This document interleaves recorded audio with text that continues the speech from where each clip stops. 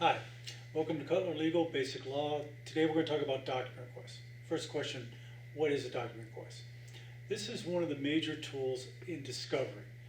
And discovery is the process by which each party obtains information from the other side to help their claims and to use to defeat the other side's claims. So document requests are what they sound like. They are requests for documents from the other side.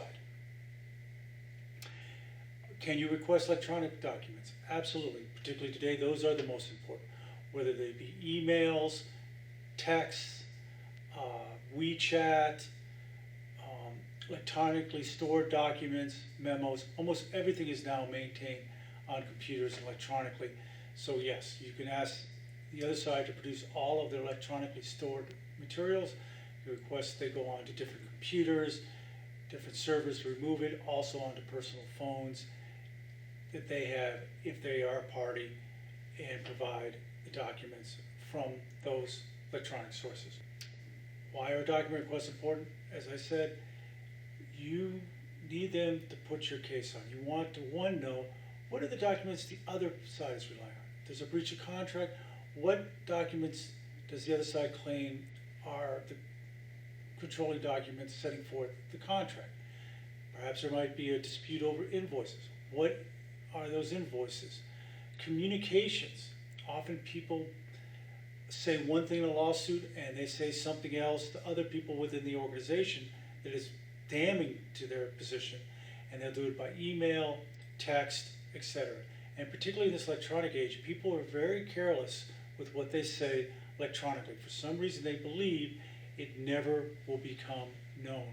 And in fact, any good lawyer or pro se, that's the first place they're going to go, is to look for those electronic communications. The objective of your document request is to prove your case or prove your defenses.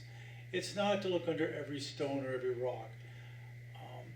So get clear in your mind what, if you're the plaintiff, what your claims are, what your causes of action are, and what documents will help you promote that claim.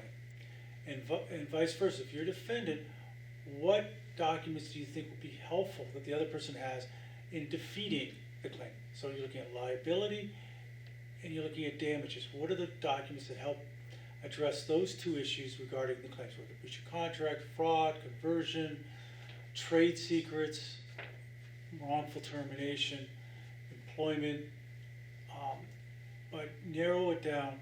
It should not be a fishing expedition, but it can be quite broad. Is there a format you should follow? Yes. Like every pleading, you have the name of the court, the case number, the parties, and then what you tend to have are definitions so that people know what you're talking about. Often the person responding to the document request will play games and say, oh, I don't know what that means, or what entity you're talking about there. So it's helpful to define the entities and who the you and the you are means, and are, who the OUR is, and those kind of definitions. You also then want to go and list each of your document requests separately.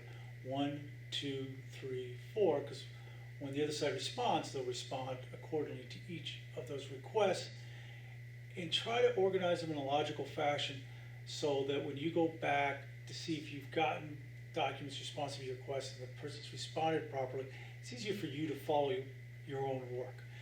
Here's an example I have. It shows the pleading head. Okay, the next pages are the definitions, and the next page I started with the request. Produce any and all documents regarding this, any and all documents regarding that. Who do you send the request to? You send them to all the parties. There may be multiple parties in the lawsuit, and you may direct the request to a particular party, but you also must send it to all the other parties. So all parties must receive the request. They don't have to answer it. Only the person who you send the request or direct the request to has to answer the request, but all the parties must receive it. And you must do what we've talked about, the proof of service, where you state that you have served all the parties with copies of this request. Um, in most jurisdictions, there's no limit to the number of document requests you can make. But if the court feels that you're being abusive or using it to harass the other side, they will reduce your request. It's an uncomfortable position to be in, and you try to avoid it. But at the same time, you want to make sure that you're very thorough in your requests. And sometimes you have to have your requests overlap a little bit to make sure that no documents are falling between the gaps. So you might have 3 requests in which it covers the same documents in part and different documents in other parts.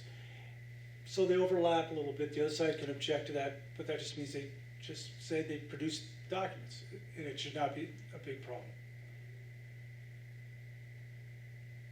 When can you serve document requests? You can serve them any time of the pendency of the action.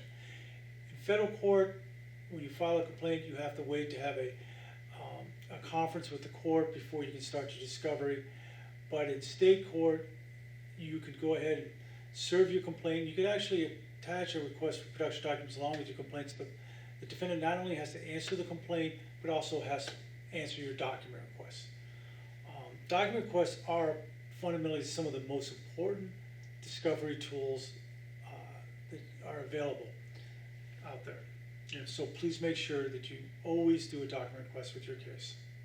And always get them done as soon as possible, because you want to serve your document request before you do depositions. Depositions being when you pull the other party into your office and ask them questions under oath.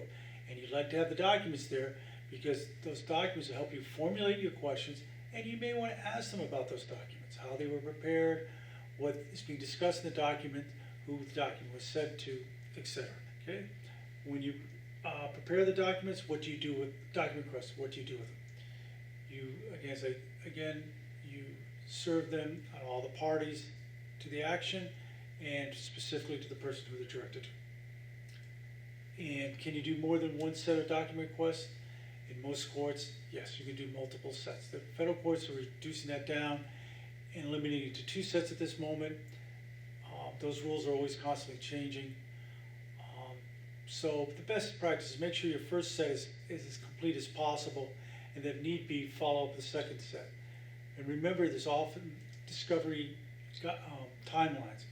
So you want to make sure you serve it within the timelines and you're tracking those timelines. And the timelines are set by the court. Thank you. I hope that was helpful. Thank you.